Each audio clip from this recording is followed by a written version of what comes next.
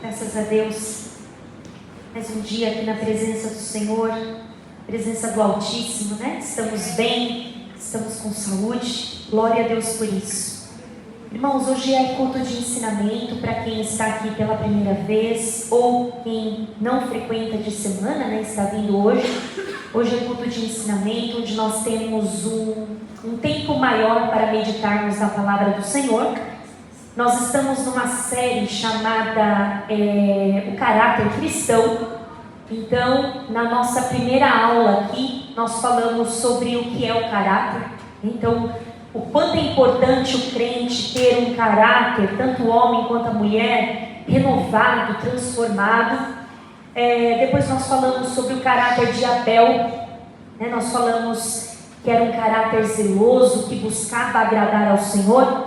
Depois nós falamos sobre Melquisedeque. É bom a gente voltar assim, porque daí a gente pensa, nossa, quanta coisa a gente viu e a gente nem sentiu, né? Então nós meditamos também sobre Melquisedeque, aprendemos o caráter justo, pacífico.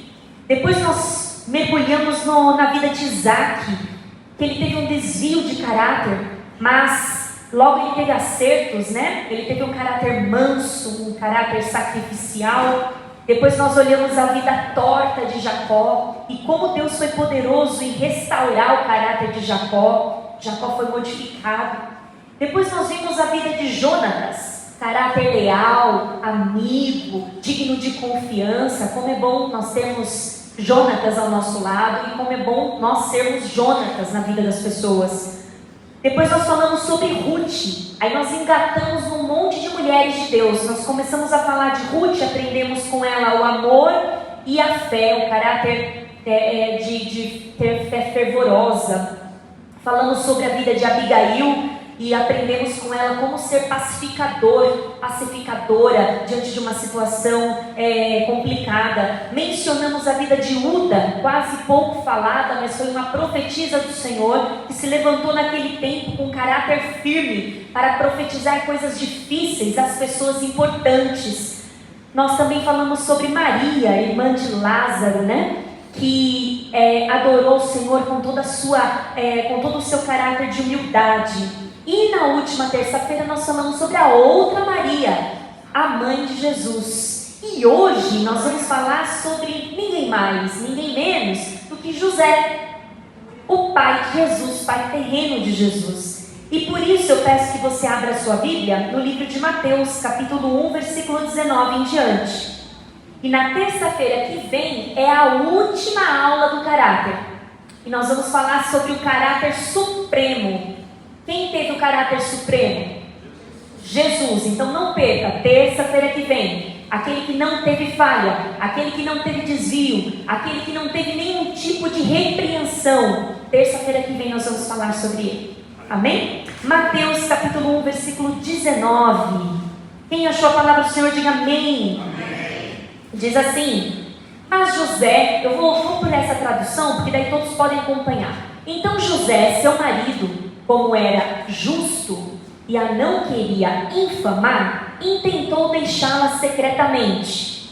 E projetando ele isto, eis que em sonho lhe apareceu um anjo do Senhor dizendo: José, filho de Davi, não temas receber a Maria tua mulher, porque o que nela está gerado é do Espírito Santo. E dará à luz um filho e chamarás o seu nome Jesus, porque ele salvará o seu povo dos seus pecados. Tudo isso aconteceu para que se cumprisse o que foi dito da parte do Senhor pelo profeta, que diz: eis que a virgem conceberá e dará à luz um filho, e chamá-lo-ão pelo nome de Emanuel, que traduzido é Deus conosco. E José, despertando do sono, fez como o anjo do Senhor lhe ordenara e recebeu a sua mulher. Vamos orar? Senhor meu Deus e meu Pai, muito obrigada pela leitura dessa sua palavra, Senhor santa, magnífica. Que o Senhor neste momento venha abrir as janelas dos céus e derramar sobre nós uma bênção tal, em nome de Jesus, abrindo os nossos entendimentos, a nossa mente, os nossos ouvidos, que estejamos aptos para ouvir, aptos para mudar, para que o seu nome seja glorificado. Senhor, que todo aquele que entrou aqui com o coração triste, com o coração amargurado, deprimido, angustiado, procurando uma resposta, procurando uma saída, Pai, através da sua palavra. Mostra, Senhor, mostra a saída, mostra a direção, dá a resposta, e que até o fim desse culto, esta pessoa saia daqui satisfeita, em nome do Pai, do Filho e do Espírito Santo. Amém. Glória a Deus. Então olha só, quem aqui já ouviu falar, quem aqui já ouviu pregar sobre a vida de José, o carpinteiro? Eu nunca vi. Assim, alguém tirar um tema para falar sobre José, carpinteiro. A gente sempre ouve falar de Maria, e não tiramos a importância dela. Nós vimos aqui na terça-feira passada que ela tem o seu lugar, né? Mas José, ele também era da linhagem real. Quando a gente olha na genealogia, ele vem do rei Davi também. E ao contrário do rei Davi, ele não herdou riquezas terrenas. Ele era um homem simples e trabalhador. Lá em Lucas vai dizer assim: assim José também foi da cidade de Nazaré da Galileia para a Judéia, para Belém, cidade de Davi, porque pertencia à casa e à linhagem de Davi. Então ele era da linhagem de Davi. E o fato de ser um homem comum não impediu que coisas extraordinárias acontecessem na vida dele, apesar de ser um homem comum. Não há muitos registros na Bíblia sobre a vida de José. Você vai procurar sobre José e você não vai encontrar muita coisa. Porém, as poucas aparições... Vocês estão me ouvindo bem? Tá. As poucas aparições de José vão nos trazer lições importantíssimas para enriquecerem a nossa vida espiritual, para enriquecerem e moldarem o nosso caráter. Até José, o carpinteiro, tem muito a nos ensinar. E ele aceitou a missão de ser o quê? Pai adotivo de Jesus. Por que pai adotivo? Todos sabemos. José não foi o progenitor de Jesus, mas ele foi escolhido para educar Jesus. Ele foi escolhido para alimentar Jesus. Ele foi escolhido para fazer Jesus dormir. Ele foi escolhido para ensinar a carpintaria para Jesus. Olha que grande responsabilidade José, um simples homem, ali naquela cidade, recebeu. Ele não tinha condições financeiras para colocar Jesus numa escola particular.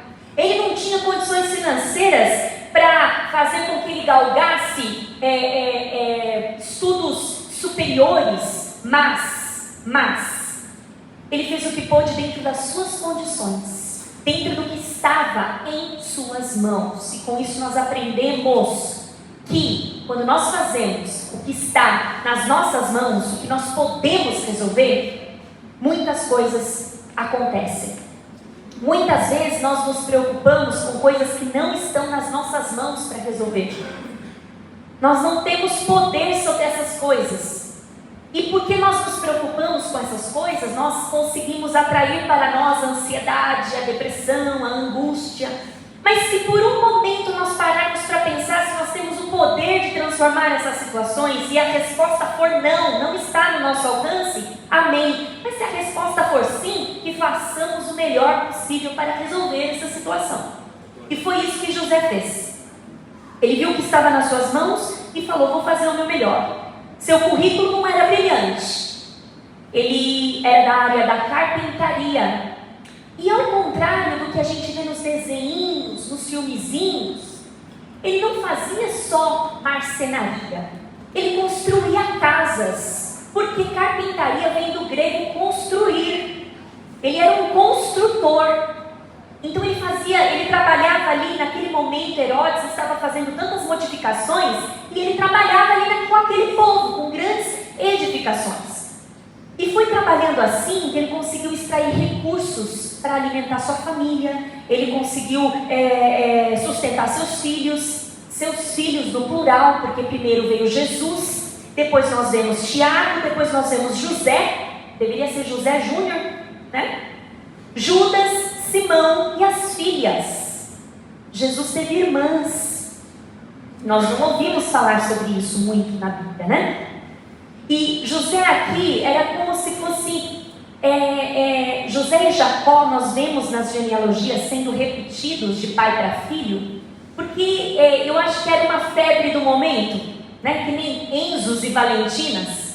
né? Teve uma época de Enzos e Valentinas, Lorenzo, né? Todo filho que nascia, a pessoa pergunta: como te chama seu filho? Valentina, Lorenzo, Enzo, uma leva, né? E acho que essa era uma leva de José, tinha muito José, Jacó, e inclusive o pai desse José carpinteiro chamava como? Jacó.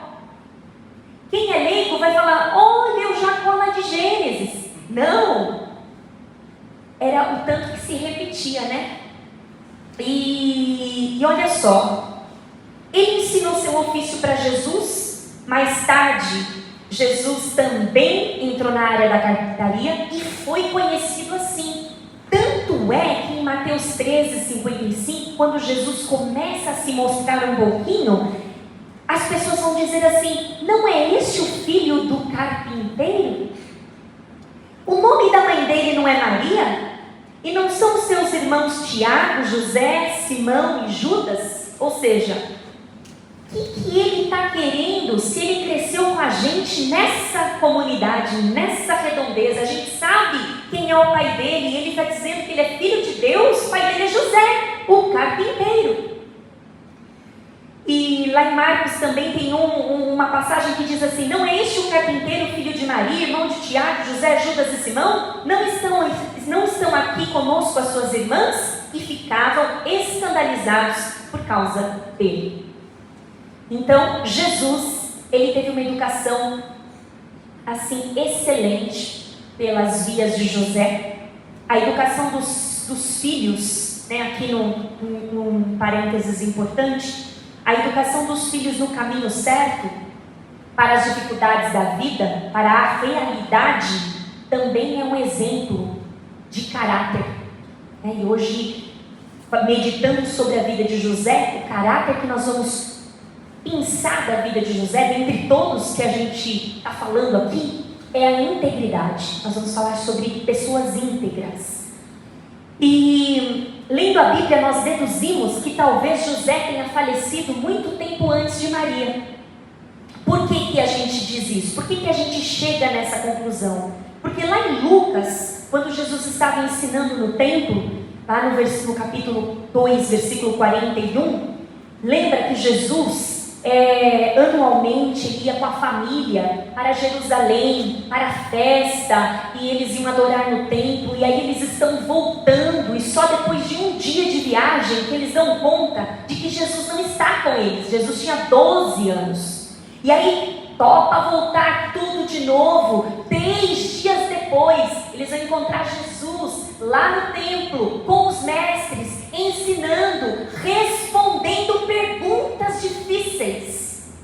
E aqui é a última vez que nós vamos falar sobre José, porque aqui eles chegam desesperados e falam: filho, por que você sumiu? Por que você fez isso? Eu e o seu pai, Maria fala, eu e o seu pai estávamos aflitos, desesperados à sua procura. E aí Jesus responde: mas por que vocês estão me procurando? Vocês não sabiam, vocês não deduziram que eu só poderia estar aqui na casa do meu pai? E aí o versículo 50 fala assim: e eles não entenderam o que Jesus estava falando. E aí depois disso, ele não é mais citado. Acabou, não tem mais José, toda a vida adulta de Jesus. Ao contrário do que vemos com Maria, que aparece por diversas vezes durante a vida de Jesus e a missão. A gente sabe que Jesus iniciou seu ministério aos 30 anos, e o primeiro milagre, quem estava do lado de Jesus era Maria, lá no casamento, em bodas de Caná. Depois, lá na crucificação, nós vamos ver que José também não estava. Por quê? Porque quando Jesus está prestes a sucumbir ali, ele olha para João e diz o quê? Eis aí a sua mãe, cuida dela. Se José estivesse vivo, isso não seria necessário. Então José já não estava mais aqui. Ok.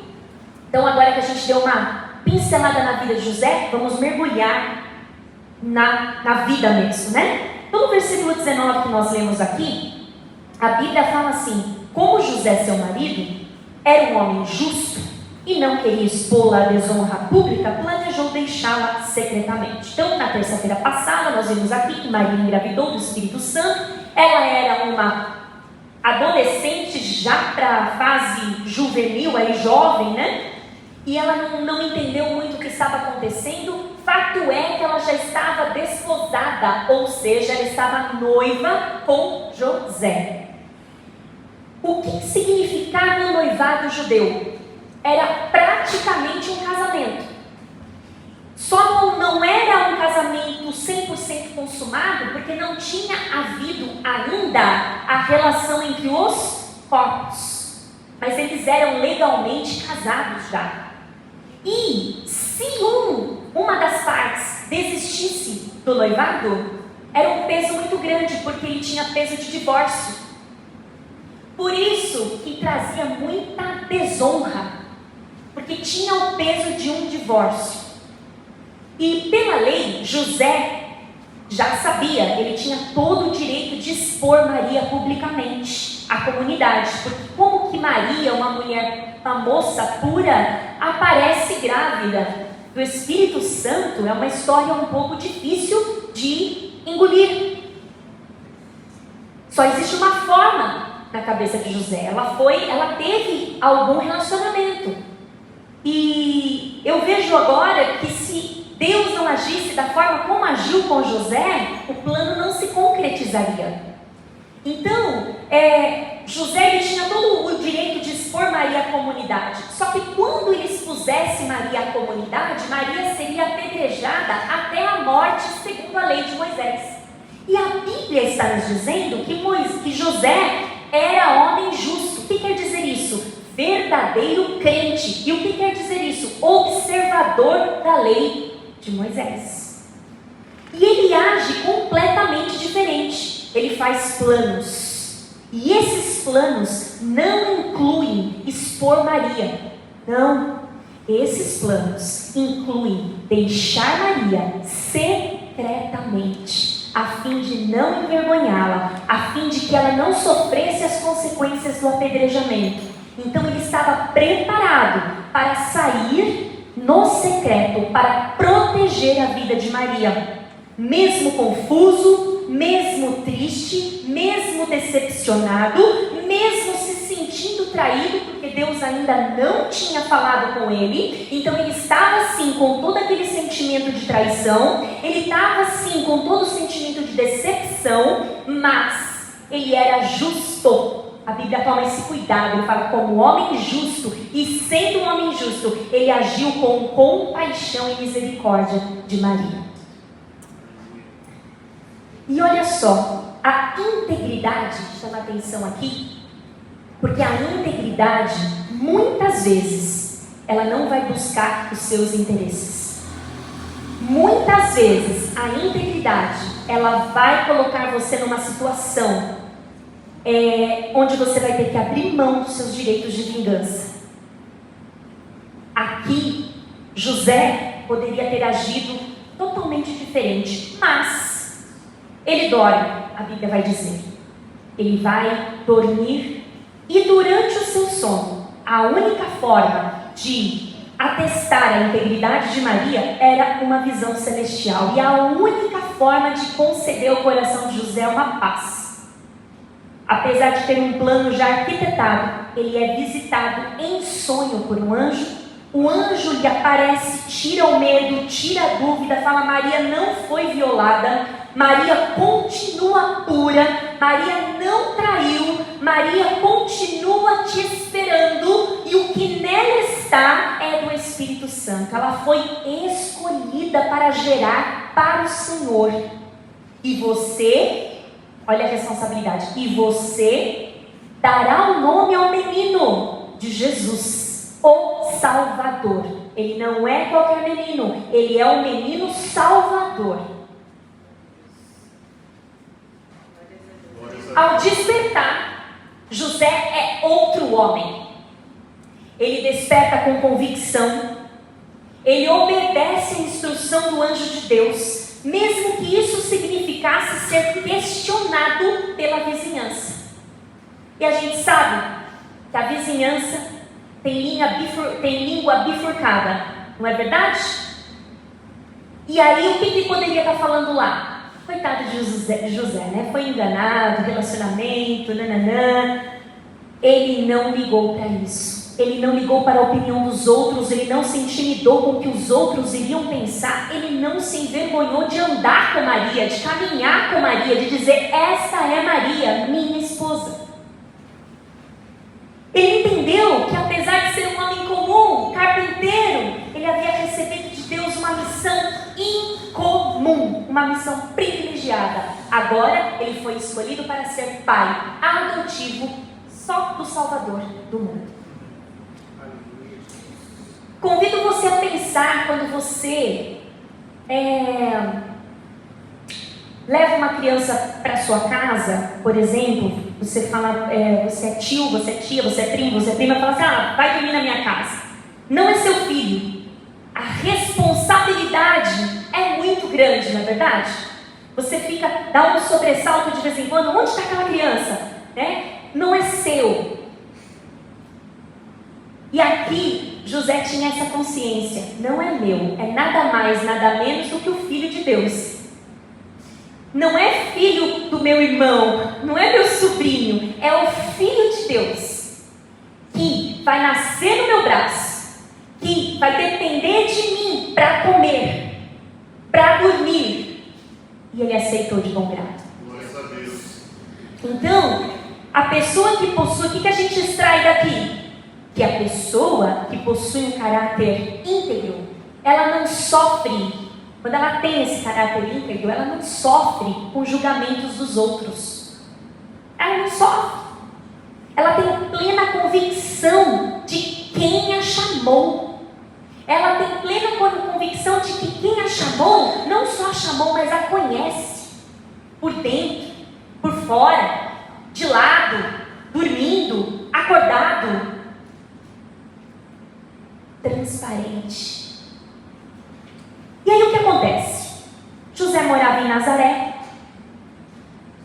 já estava assumido com Maria, a barriga de Maria já estava grande, aparecendo, e surgiu um decreto, o decreto do imperador romano César, que ele tinha que ir de Nazaré até Belém para fazer o recenseamento. O que é recenseamento?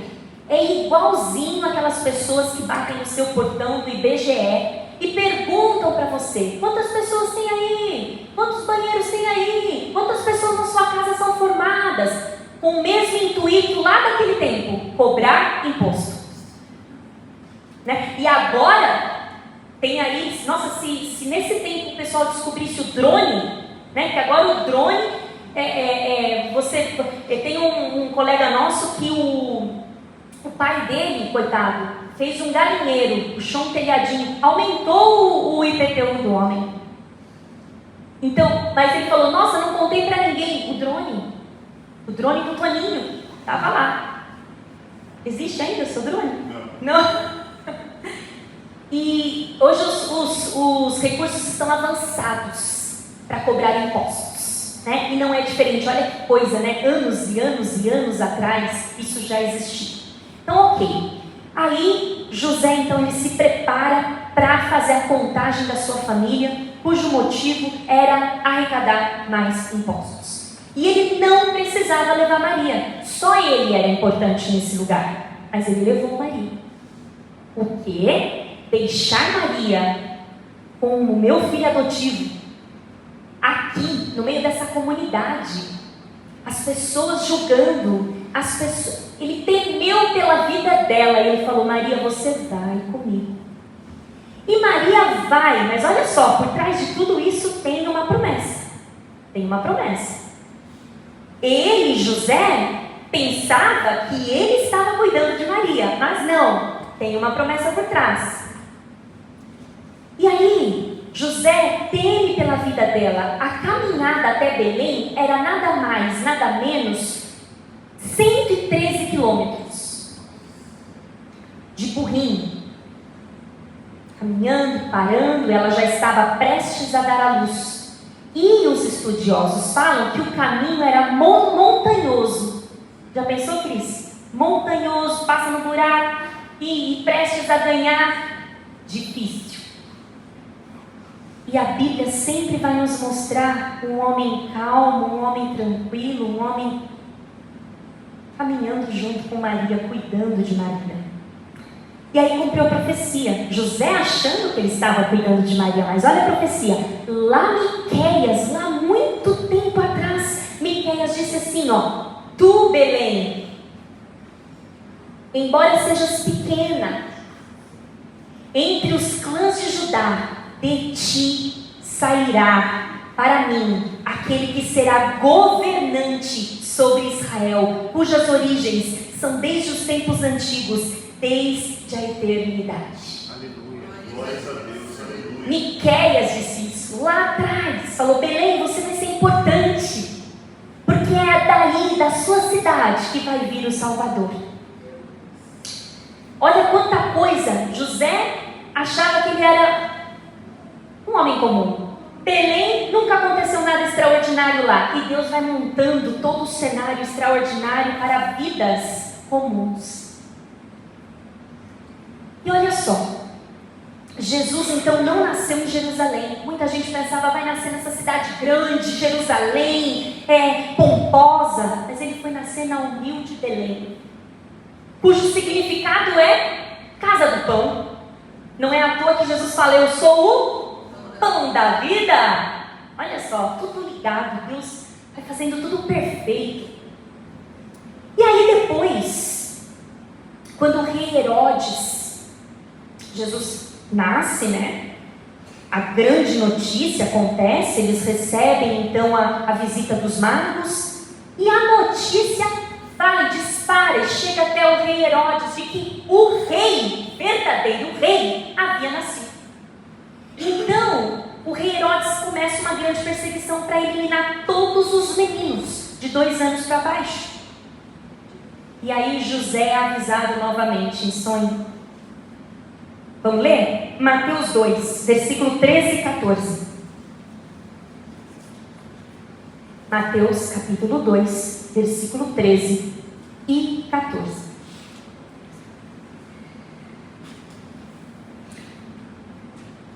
E tendo eles se retirado, eis que o anjo do Senhor apareceu a José em sonhos, dizendo: levanta-te, toma o menino e sua mãe, foge para o Egito, e te demora lá, até que eu diga, porque Herodes há de procurar o menino para o matar. E levantando-se ele, tomou o menino e sua mãe de noite, e foi para o Egito. Então, o que a gente extrai aqui? Quem tem integridade também tem responsabilidade. Ele não titubeou, ele obedece, ele foge com a sua família para o Egito a fim de protegê-la, e só vai sair de lá quando Deus aparecer novamente para ele em sonho e falar: volta, que foi o que realmente aconteceu. José agiu como diz em Provérbios 11, que diz assim, a integridade dos justos os guia, mas a falsidade dos infiéis os destrói. O que quer dizer isso?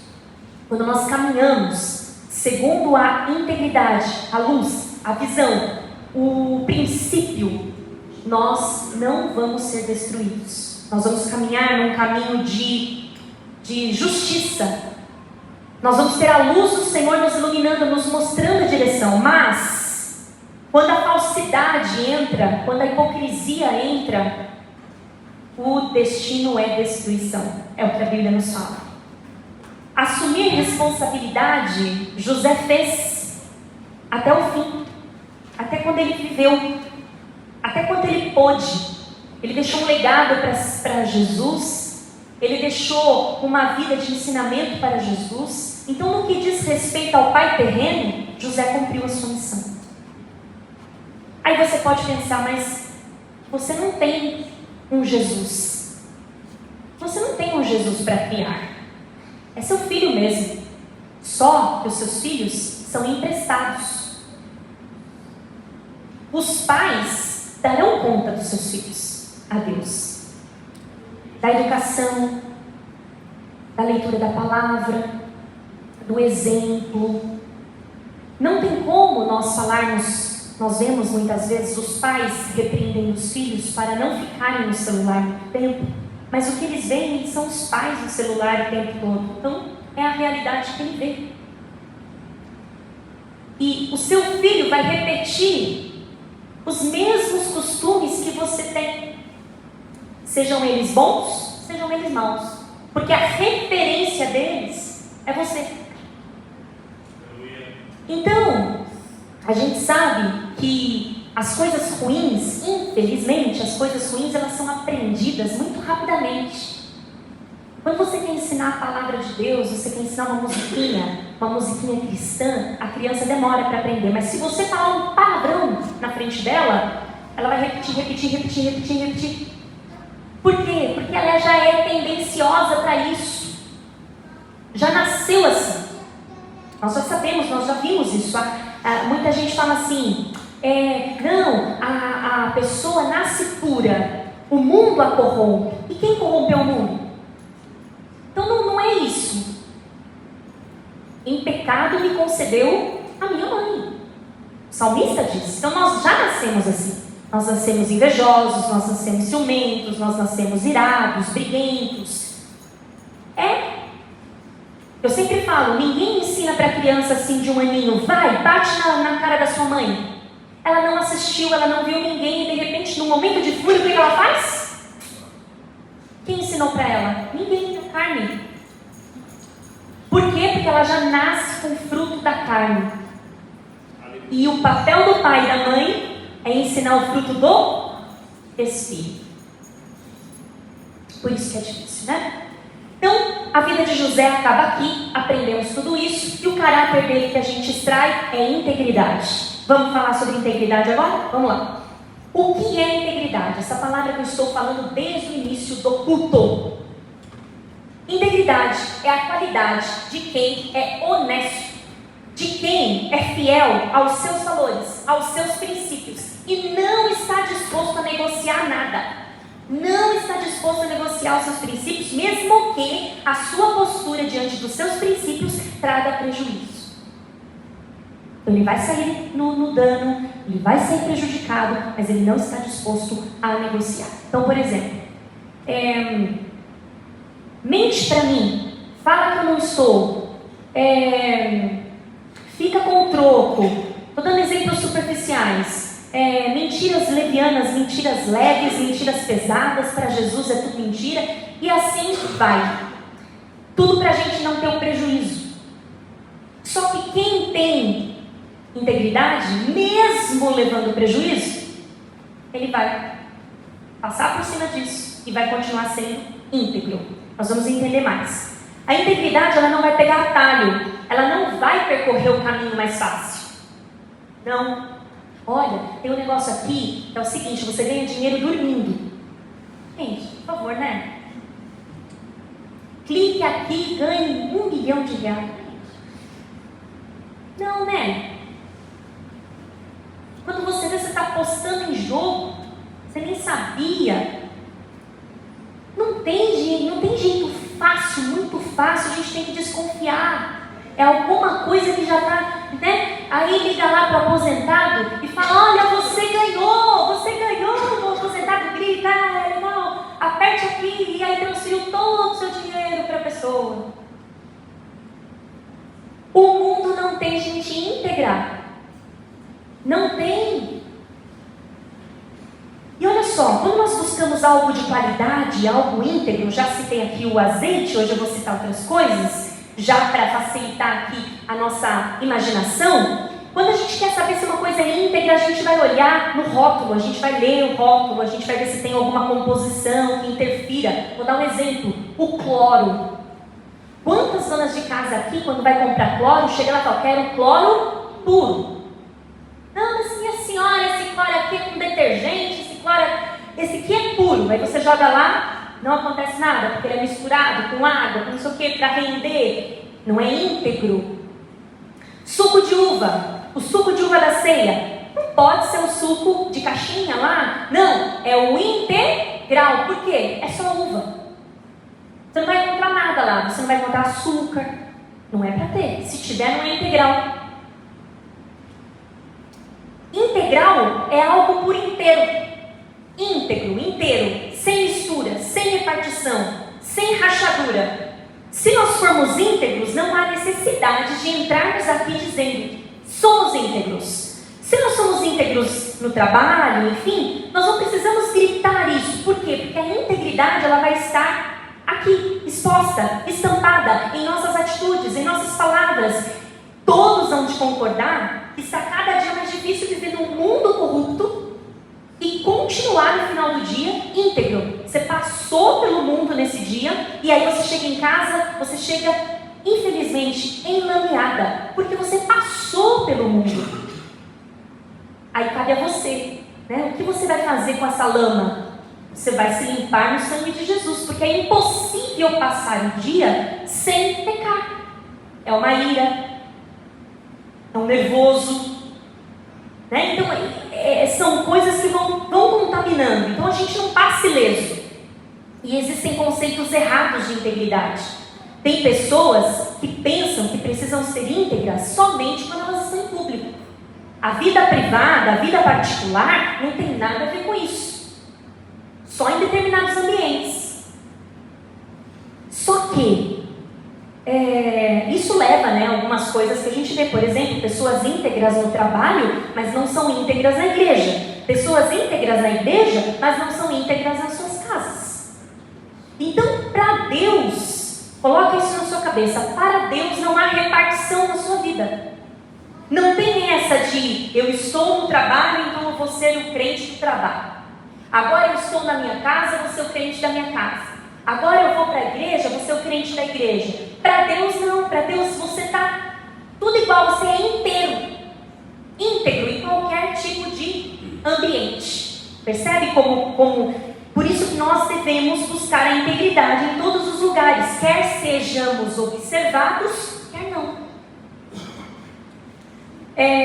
Na integridade no trabalho é quando nós fazemos o que tem que fazer, o que nos foi designado, com excelência, com capricho, assumindo responsabilidade. Eu não sei se vocês já tiveram a experiência de trabalhar com pessoas que não assumem responsabilidade, não cumprem a palavra, e elas têm medo de assumir qualquer tipo de risco. Então você pergunta, essa peça vai chegar quando? Ao invés dela falar o dia exato, ela fala no começo da semana, no final da semana, porque ela não quer ter a responsabilidade de falar dia 5, porque ela sabe que dia 5 você vai estar lá, cadê a peça? Então é um medo, vai piorar, cada vez mais nós vamos encontrar pessoas com medo de assumirem responsabilidades, porque isso vai exigir delas integridade. Os irmãos estão entendendo?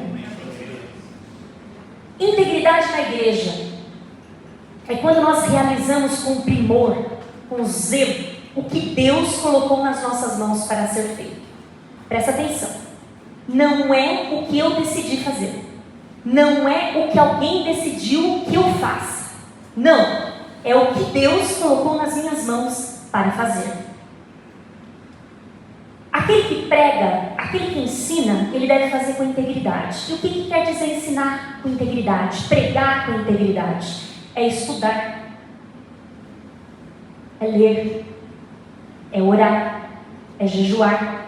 Veja que uma coisa não elimina a outra. Tem pessoas que falam, eu só oro e jejuo e Deus fala. Eu vou subir lá, eu vou abrir a minha boca e Deus encherá de palavras. Você não está sendo íntegro se você pensar assim. E se você pensar assim, eu é só estudo, não preciso oração, não preciso jejum, porque na hora lá eu estudei, eu me garanto, você também não está sendo íntegro. Veja que a integridade, muitas vezes nós achamos que somos íntegros, mas quando nós somos confrontados com essas coisas, nós percebemos que falhamos. Outra coisa, pregar a palavra fragmentada. Como assim? Fui convidada para pregar, vi um trecho diferente aqui que eu nunca ouvi falar na minha vida, ao invés de eu procurar o que significa esse trecho, eu perguntar para quem conhece mais que eu o que significa esse trecho, que eu faço? eu pulo um trecho. Eu não quero nem aprender e também não quero ensinar. Vejo uma palavra difícil na Bíblia, na hora da leitura, pego outra tradução. Não quero saber o que é essa palavra, não quero. Isso não é ser íntegro. Quando você se depara com versículos de pecado, que denunciam o pecado, e o que você faz? Você pula. Acabou. Voltou. Você pula os... Acabou. Você pula os versículos, porque você não quer criar um constrangimento. Isso também não é ser íntegro. Por quê? A palavra é inteira, né? A palavra não é fragmentada. Glória a Deus. Os irmãos entenderam? Quem ensina, quem prega, olha que responsabilidade que é, né? Você chegar aqui e levar um conceito totalmente errado, ou que você achou. Tem irmãos que não têm a humildade de perguntar, que não têm a humildade de olhar um comentário bíblico, ler um rodapé de Bíblia, para entender o que ele faz. Ele interpreta, ele se convence que aquilo está certo, e ele vai pegar um conceito que não tem nada a ver com o contexto. E o que ele causa na igreja? Confusão. Olha só, integridade na igreja também abarca quem exerce serviços na igreja, como por exemplo, a abertura do culto. Quem abre o culto deve entender que há uma responsabilidade aqui muito grande, porque você está começando o culto. Você vai preparar o coração das pessoas para as pessoas receberem a palavra de Deus. Então nunca diga assim, eu só abro o culto. O que você faz na sua igreja? Eu só abro o culto. Eu só faço os 15 minutinhos de oração. Não é só. É muito. É o bem-vindo que você está dando para as pessoas. Então, quando você entende que é uma responsabilidade, que você tem que preparar o coração da igreja para receber a palavra de Deus, você entra, você sobe aqui de forma diferente. E assim também é para quem louva, e assim também é para quem toca. O tempo de abertura do culto, ele é precioso. Ele não pode ser gasto falando de nós. Os irmãos estão entendendo? Amém. Por quê? Por que ele não pode ser gasto logo na abertura do culto falando de nós? Porque aquele que nunca veio à igreja, ele vai falar, a igreja é isso? Achei que a igreja falava de Deus. Eu achei que a igreja tratasse dos assuntos do céu. O tempo de abertura do culto, ele deve ser direcionado para Cristo. Um coração adorador, um coração sem distrações. Quando nós não soubermos ou acabar a nossa palavra aqui na frente, que já aconteceu com muitos de nós, abre o culto, já falou tudo que tem para falar, não tem mais nada para falar, não fale nada. Escolha um hino para cantar.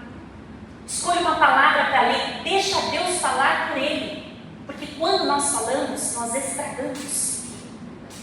E aí aquela pessoa que entrou aqui, ela já fica cansada, e o coração dela se fecha para a palavra, quando na verdade o intuito de quem abre o culto é direcionar esse coração para a palavra. Olha a responsabilidade. As distrações, por exemplo, a gente tem que pôr na nossa cabeça, né, que não são as nossas palavras que vão vencer as pessoas, que vão trazer as pessoas para a igreja, não são as nossas vozes que vão conduzir as pessoas, mas é a exposição da palavra integral, sem isso. Não depende de nós somos imperfeitos. As distrações, elas são muitas, e aí elas aumentam, por exemplo, quando eu subo aqui. Veja só, eu recebo uma oportunidade, eu subo aqui, ou eu estou abrindo o culto aqui, eu não sei nem que palavra eu vou ler, eu não sei que hino que eu vou cantar, e eu fico aqui, o tempo passando, e eu fico aqui procurando. Isso demonstra que eu não me preparei para nada. O tempo está passando, Jesus querendo ser adorado, e eu não me preparei para nada. Eu não me preparei que hino que eu quero cantar, eu não avisei o Daniel que hino que eu quero cantar, e aí eu começo a cantar, o hino não foi projetado, a igreja não consegue acompanhar. Isso é bom? Não é?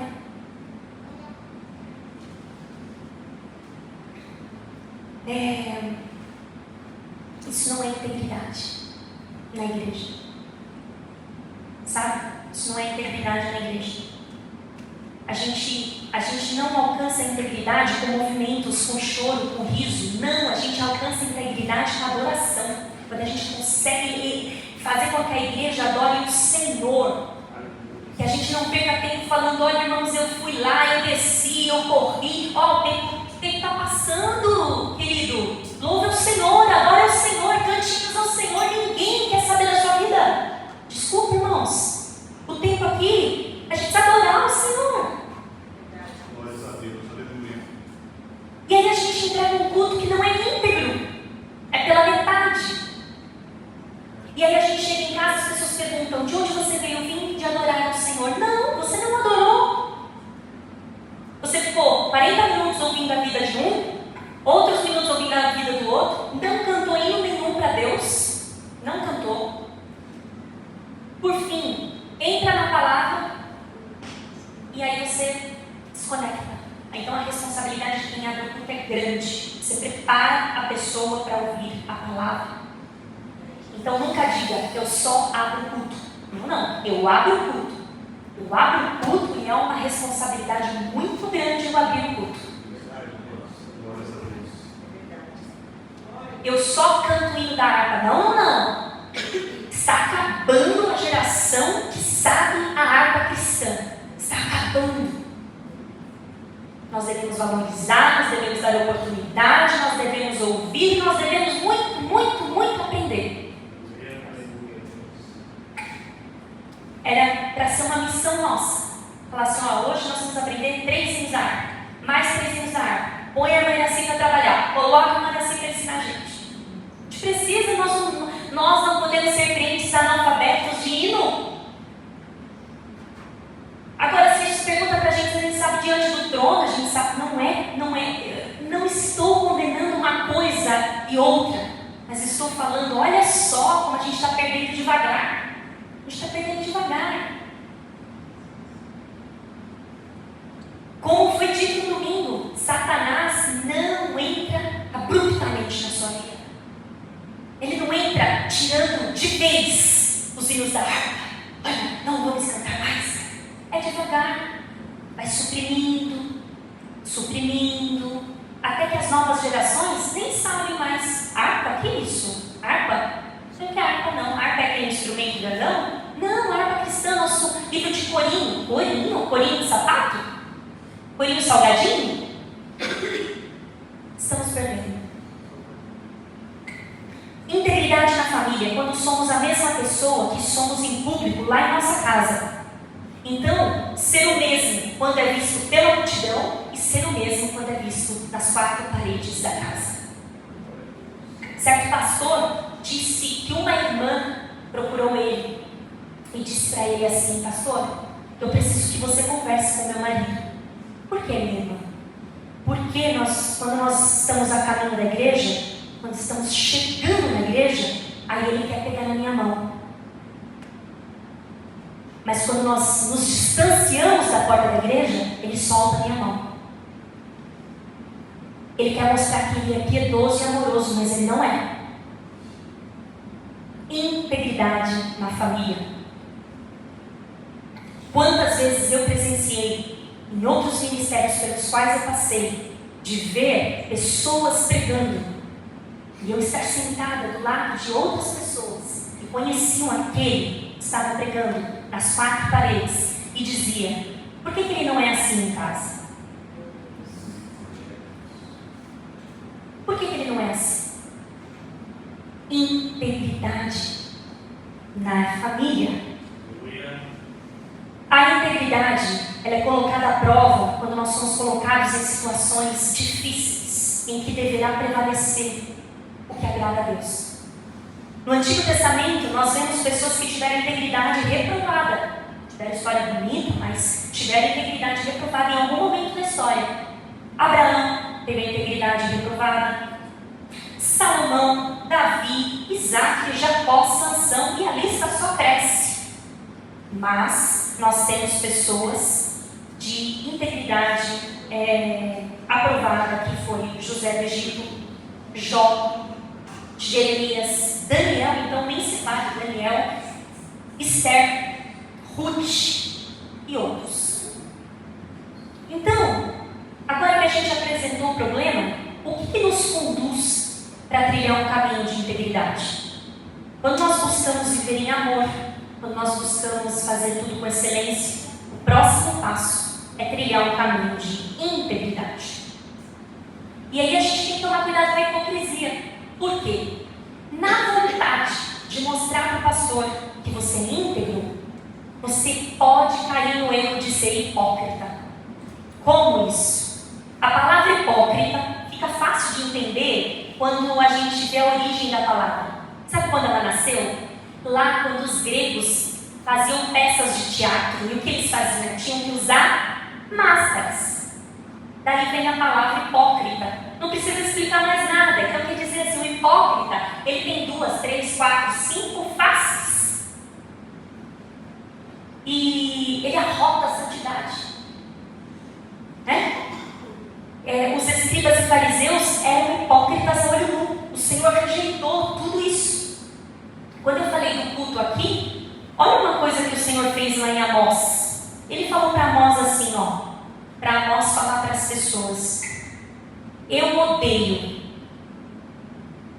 desprezo as suas festas religiosas.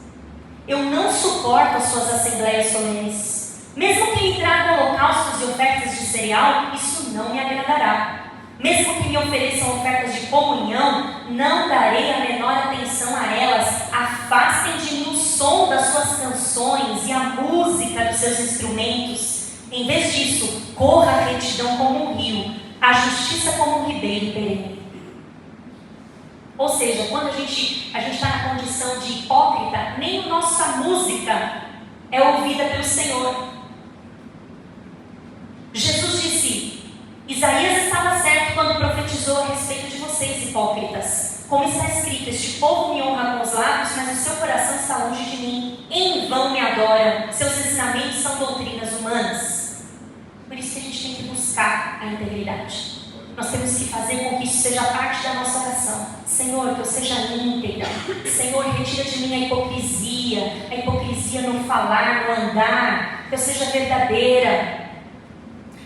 E a gente fecha esse assunto com Paulo em Filipenses 2, dizendo assim: assim, meus amados, como sempre obedeceram, não apenas na minha presença, mas agora muito mais na minha ausência, desenvolvam a sua salvação com temor e tremor, pois Deus é quem efetua em vocês tanto querer quanto realizar, de acordo com a sua boa vontade. Isso mostra que a gente não alcança a integridade sozinho, a gente alcança com aquele que começou a boa obra e ele é fiel para terminar. Mas nós precisamos se conhecer e nós precisamos dele. Então, que nós tenhamos uma mente voltada para Deus, que honra o crente que tem caráter. O Senhor honra você, o Senhor honra quando você é sensível à orientação da palavra dele aqui. O Senhor, Ele quer que nós sigamos o exemplo de José, que teve medo, mas não seguiu o seu medo, não seguiu os seus sentimentos. Por quê? Porque ele percebeu que sentimento não é medida para tomar decisão. A gente não pode tomar decisão quando a gente está com medo, a gente não pode tomar decisão quando a gente está irado, a gente não pode tomar decisão quando a gente está chateado, não pode. A gente tem que esperar passar tudo isso e aí tomar uma decisão. Por quê? Porque as emoções, os sentimentos enganam. E olha só, não tente olhar para o irmão e dizer: será que ele é íntegro? Como será que ele é na casa dele? Como será que ela é na casa dela? Não tente fazer isso. Por quê? Porque o único que pode julgar este ou aquele irmão é o Senhor. O Senhor é o único que pode julgar você, te dar o atestado de integridade. Somente Deus. Nós não possuímos, entenda isso, nós não possuímos a palavra final. E as pessoas que falam sobre você também não possuem a palavra final. A palavra final está com Deus.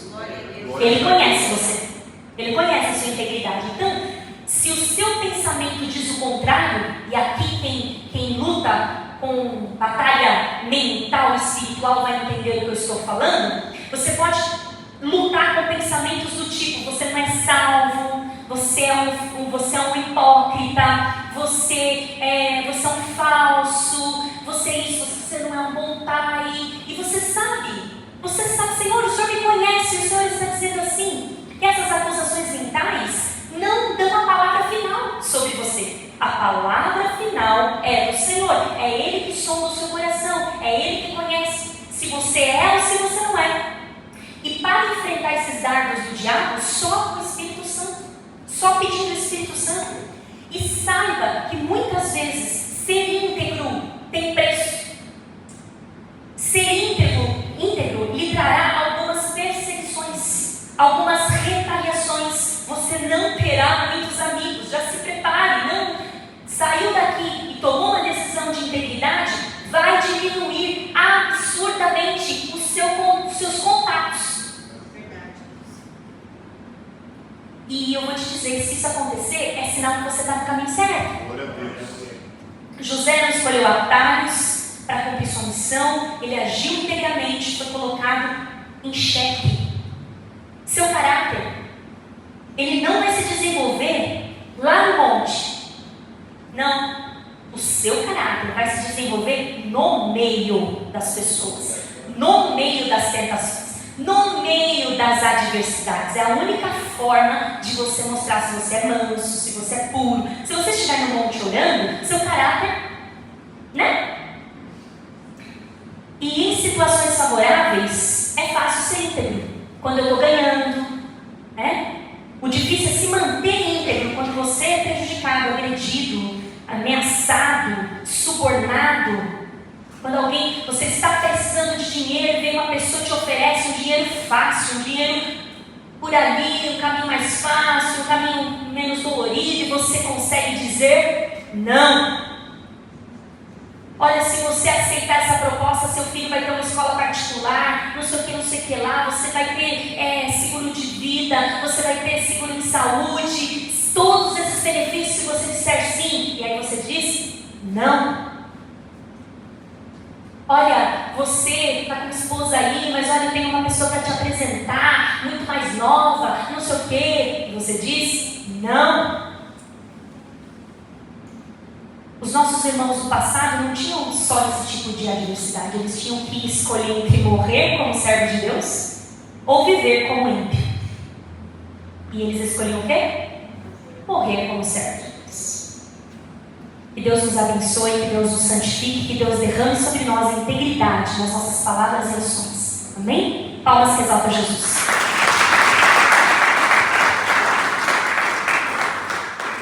Vamos colocar de pé. Boa essa palavra, né?